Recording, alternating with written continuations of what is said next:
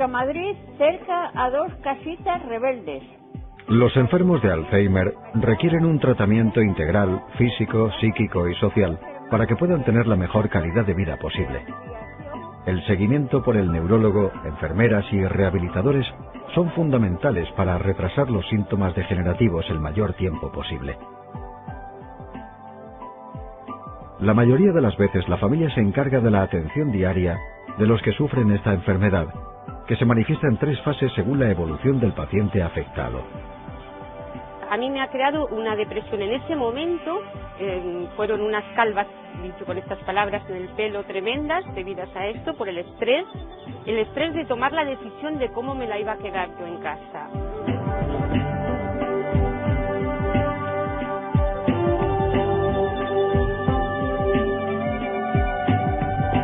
Lo más destacable en esta primera fase es la pérdida de memoria. En la fase inicial, que es cuando en la mayoría de los casos se hace el diagnóstico, lo más característico es la pérdida de memoria, la desorientación y los trastornos psicológicos asociados al que el paciente se da cuenta de sus déficits, que crea ansiedad, crea depresión, y esto requiere un cuidado específico también. Tienen dificultad para identificar la fecha y el día en el que se encuentran. Pierden orientación en el tiempo y en el espacio. No saben cómo llegar a casa y les asusta salir porque temen perderse.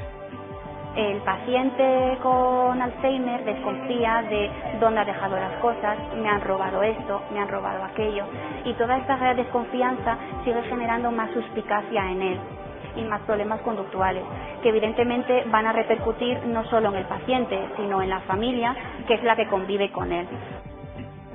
En esta primera fase también suelen aparecer alteraciones del sueño.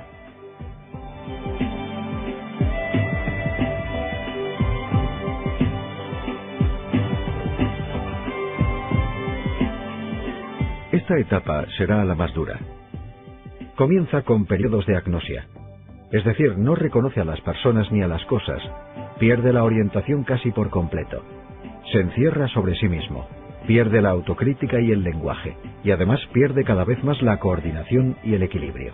Pierde mucho más la capacidad de comunicación, no conoce a la familia, ya requiere ayuda pues para tareas muy sencillas como es el vestido, el comer, el aseo, la medicación. Es un grado mayor de dependencia que ya pierde las tareas básicas cotidianas. La fase intermedia es por norma general la más duradera. La familia tiene que adaptarse y la paciencia y el cariño son fundamentales en esta etapa.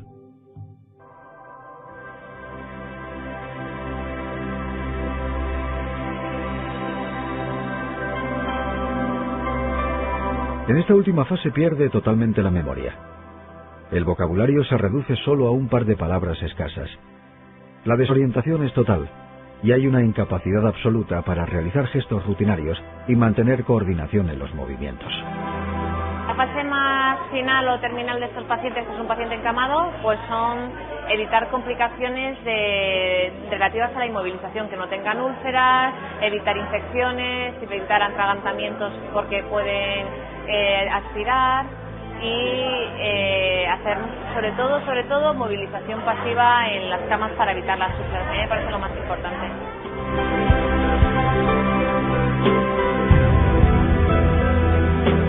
Antes que nada, a ver, ¿quién me dice qué día de la semana es hoy?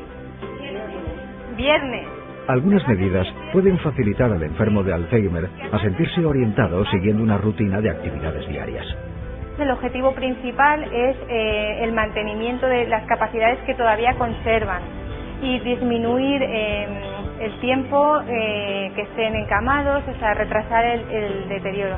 Trabajamos memoria, trabajamos atención, trabajamos praxis, trabajamos también la orientación temporespacial y luego también incluimos las actividades básicas de la vida diaria para favorecer la funcionabilidad. Se debe utilizar de forma rutinaria un calendario que le facilite saber en qué día vive.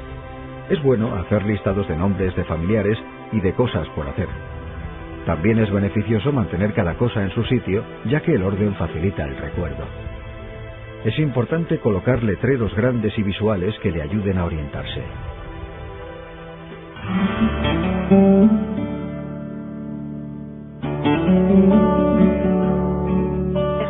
importante que mientras el paciente pueda hacerlo, sea él el que lo haga, aunque necesite supervisión, aunque lo haga más despacio, aunque haya que corregirle pues con el peine, o incluso a la hora del vestido, pero siempre que el paciente pueda, es muy importante que vaya haciendo todas estas cosas. Es fundamental hacer modificaciones en la vivienda, como sustituir la bañera por plato de ducha, instalar asideros de pared, inodoros con barras soporte, pasamanos en pasillos y galerías, pequeñas rampas y ampliar la anchura de las puertas. La ropa deberá ser lo más sencilla posible. Evitar cremalleras en la espalda, camisas con muchos botones y los zapatos serán cerrados y cómodos.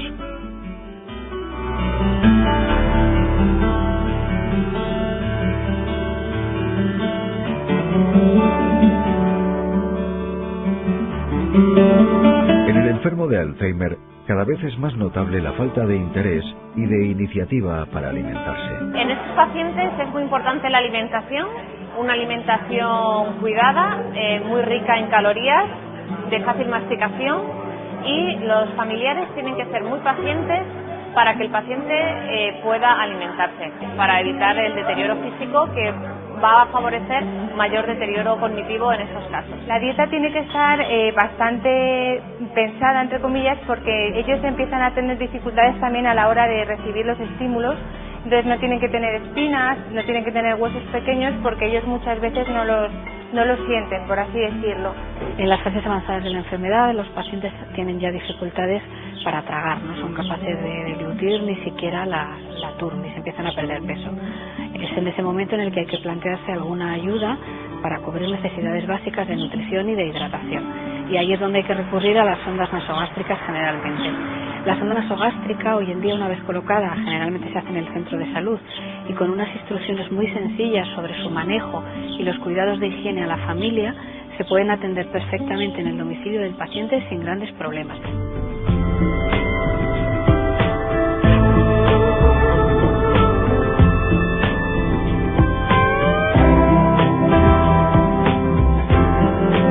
Yo voy a decir una palabra. Vosotros tenéis que buscarla y me hacéis una frase. La comunicación es una gran herramienta de rehabilitación y para utilizarla adecuadamente pueden emplearse algunas estrategias. Deberemos adaptar nuestra forma de comunicación a la capacidad de atención, memoria, concentración y comprensión de nuestro familiar. Es muy importante hacerlo lo primero en un tono pausado, siempre tranquilo, evitando subidas de tono, dar voces, y luego hay que procurar frases muy cortas, órdenes muy sencillas, para que a ellos les resulte más fácil entender lo que se les está diciendo. Es posible que el enfermo cambie con facilidad de estado de ánimo y rompa a reír o llorar en situaciones poco adecuadas. Tiene un carácter muy fuerte, entonces el problema que me enfrento bastante día a día son las reacciones que ella tiene, de que le dices una cosa y tiene que tener la última palabra ella y contesta muy mal. A la hora de la comunicación es importante no entrar en rivalidad con ellos, ya que no va a llevar a nada. Lo único que se va a conseguir es que el cuidador se estrese más y que el enfermo se ponga aún más nervioso. Además de las terapias de estimulación cognitiva, es también muy importante que el paciente mantenga una actividad física apropiada, incluso desde el inicio de la enfermedad, que camine, que haga ejercicios físicos.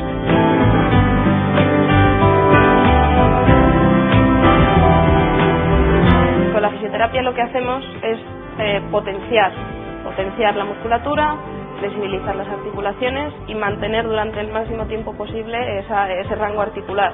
Se intenta mantener la independencia pues, a la hora de caminar, de hacer transferencias y de que a la familia también le sea muchísimo más fácil.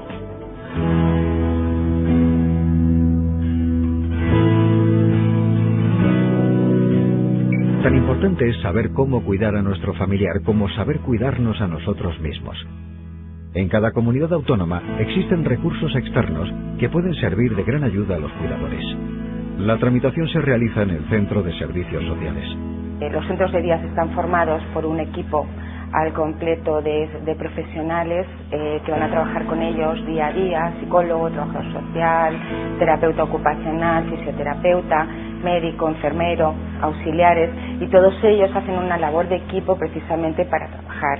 Se puede optar por residencias que ofrecen vivienda permanente, centros de día que les permite continuar en su hábitat, facilitando un respiro diario a los familiares. Cuando una persona viene al centro de día, pues la familia tiene ese apoyo psicológico, ese apoyo pues para entender también un poco la enfermedad, ¿no? Reciben un apoyo emocional, se les explica un poquito el funcionamiento del centro de día, a qué viene su familiar al centro de día, y también para ellos pues es una descarga. Y también se puede optar por la ayuda de un auxiliar de hogar para apoyar al enfermo a desenvolverse en su domicilio. Hay otras ayudas como la alimentación domiciliaria o el servicio teleasistencia, un dispositivo conectado a la red telefónica las 24 horas del día, y es gratis para los mayores de 65 años que no superen la pensión máxima contributiva. Habitualmente los familiares tienen la falsa creencia que estos pacientes dejan de sentir y ya no te puedes comunicar con ellos, ya no les puedes expresar afecto porque no lo van a entender, pero no es así, todo lo contrario, necesitan el doble de afecto, el doble de cariño, porque sobre todo en fases más avanzadas tienen la capacidad de expresarse verbalmente. Un año entero la tuve conmigo hasta que pude solicitar el centro de día. Si yo hubiera seguido estos 3 años más, no hubiera estado yo aquí. Ella no lo sé, quizás sí, pero yo no podría ya seguir adelante.